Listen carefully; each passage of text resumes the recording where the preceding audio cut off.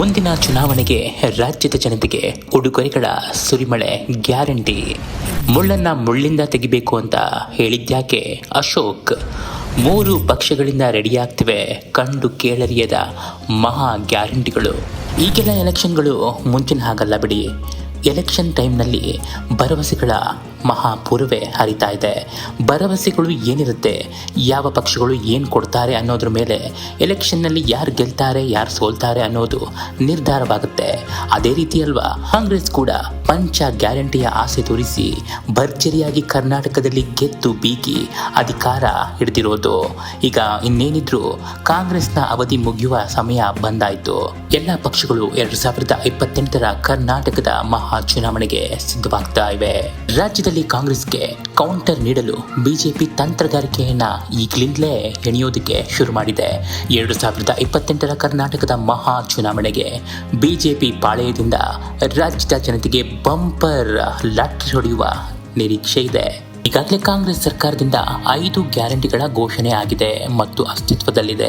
ಅದು ಎಷ್ಟರ ಮಟ್ಟಿಗೆ ಜಾರಿಯಾಗ್ತಾ ಇದೆ ಅನ್ನೋದು ನಿಮಗೆ ಬಿಟ್ಟ ವಿಚಾರ. ಆದರೆ ಮುಂದಿನ ಚುನಾವಣೆಗೆ ಈ ಗ್ಯಾರಂಟಿನೆಲ್ಲ ತೆಗೆದು ಹಾಕ್ಬಿಡ್ತೀವಿ ಅಂದರೆ ಆ ಪಕ್ಷಕ್ಕೆ ವೋಟ್ ಹಾಕೋದಕ್ಕೆ ಯಾರಾದರೂ ಮನಸ್ಸು ಮಾಡ್ತಾರಾ? ಸಾಧ್ಯವೇ ಇಲ್ಲ.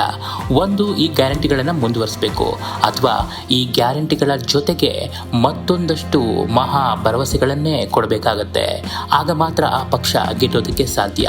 ಅದರಂತೆ ಉಳಿದ ರಾಜ್ಯದ ಪಕ್ಷಗಳು ಅಂದರೆ ಕಾಂಗ್ರೆಸ್ನ ಹೊರತುಪಡಿಸಿ ಬಿಜೆಪಿ ಮತ್ತು ಜೆಡಿಎಸ್ ತೆರೆಮರೆಯಲ್ಲಿ ತಂತ್ರಗಾರಿಕೆಯನ್ನ ಮಾಡ್ತಾ ಇದೆ. 2028ರ ಮಹಾ ಚುನಾವಣೆಯಲ್ಲಿ ನಾವು ರಾಜ್ಯದ ಜನತೆಗೆ ಯಾವ ಭರವಸೆಯನ್ನ ಕೊಡಬೇಕು ಅನ್ನುವ ವಿಷಯವಾಗಿ ಮೊದಲೆಲ್ಲ ಗ್ಯಾರಂಟಿಗಳ ವಿರೋಧಿಯಾಗಿದ್ದ ಬಿಜೆಪಿ ಪಾಳೆಯ ಈಗ ನಿಧಾನವಾಗಿ ಗ್ಯಾರಂಟಿಗಳ ಪರವಾಗಿ ಮಾತನಾಡೋದಕ್ಕೆ ಶುರು ಮಾಡಿದೆ.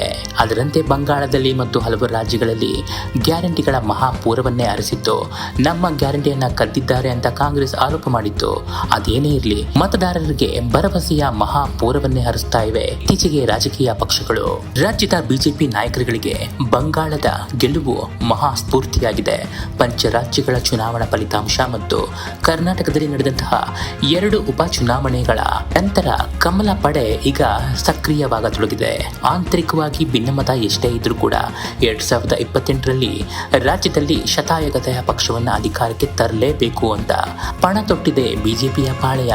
ಮತ್ತು ಇದರ ಸಲುವಾಗಿ ಯಾವೆಲ್ಲ ಕ್ರಮಗಳನ್ನು ಕೈಗೊಳ್ಳಬೇಕು ಅಂತ ಗ್ರೌಂಡ್ ಲೆವೆಲ್ನಲ್ಲಿ ವರ್ಕ್ ಮಾಡೋದಕ್ಕೆ ಶುರು ಮಾಡಿದೆ.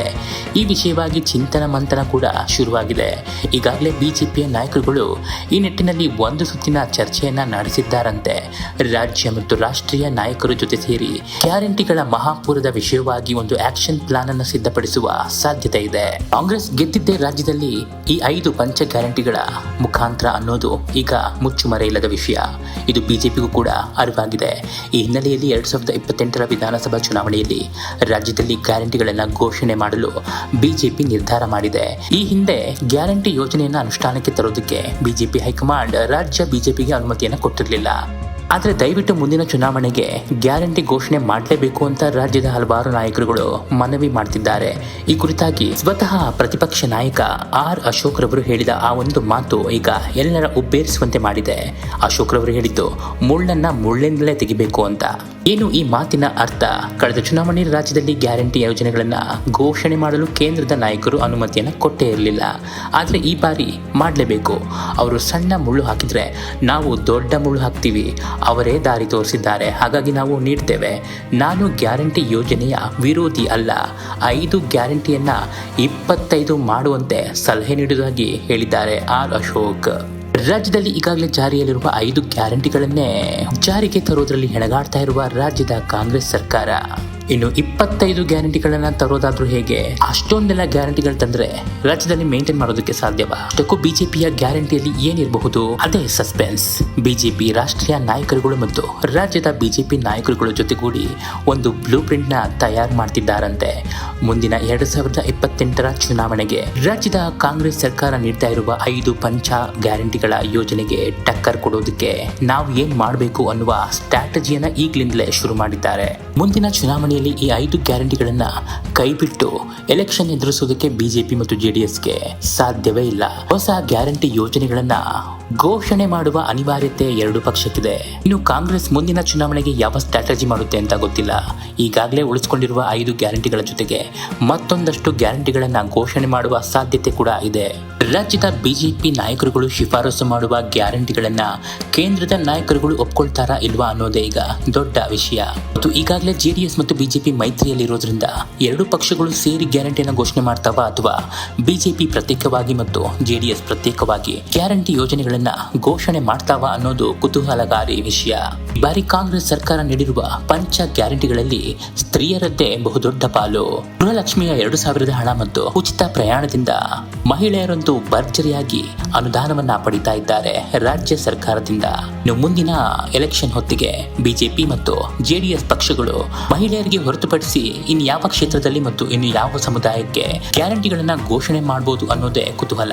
ಮೂಲಗಳ ಮಾಹಿತಿಗಳ ಪ್ರಕಾರ ಯುವಕ ಯುವತಿಯರಿಗೆ ಮತ್ತು ರೈತರಿಗೆ ಮುಂದಿನ ಸಲ ಭರ್ಜರಿಯಾಗಿ ಬಂಪರ್ ಹೊಡೆಯುವ ಸಾಧ್ಯತೆ ಇದೆ ಗ್ಯಾರಂಟಿ ಯೋಜನೆಗಳ ಮೂಲಕ.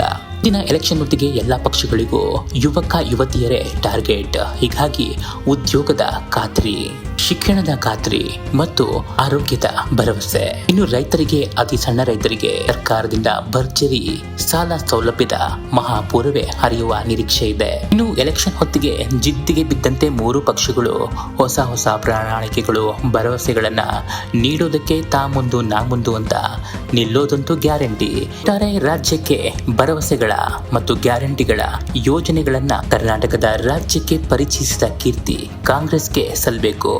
ಆರ್ ಅಶೋಕ್ ಹೇಳಿದಂತೆ ರಾಜ್ಯದಲ್ಲಿ ಬಿಜೆಪಿಯಿಂದ 25 ಮಹಾ ಗ್ಯಾರಂಟಿಗಳು ಜಾರಿಗೆ ಬರ್ತಾವ.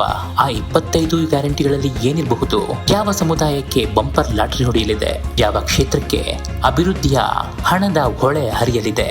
ಶತಾಯಗತಾಯ ಮುಂದಿನ ಬಾರಿ 2028ರ ಚುನಾವಣೆಯಲ್ಲಿ ಕಾಂಗ್ರೆಸ್ ಸರ್ಕಾರವನ್ನ ಕಿತ್ತೆಸೆದು ಬಿಜೆಪಿ ಮತ್ತು ಜೆಡಿಎಸ್ನ ಮೈತ್ರಿ ಪಕ್ಷವನ್ನ ಅಧಿಕಾರಕ್ಕೆ ತರಲೇಬೇಕು ಅಂತ ಎಲ್ಲ ನಾಯಕರುಗಳು ಪಣತೊಟ್ಟು ನಿಂತಿದ್ದಾರೆ.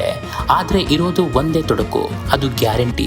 ಸದ್ಯಕ್ಕೆ ರಾಜ್ಯ ಸರ್ಕಾರದಿಂದ 5 ಗ್ಯಾರಂಟಿ ಯೋಜನೆಗಳು ಯಶಸ್ವಿಯಾಗಿ ನಡೆದಿದೆ ಹೊರತು ಇನ್ಯಾವುದೂ ಕೂಡ ರಾಜ್ಯದಲ್ಲಿ ಸರಿಯಿಲ್ಲ ಅನ್ನೋದು ಹಲವಾರು ನಾಯಕರುಗಳ ಅಭಿಪ್ರಾಯ.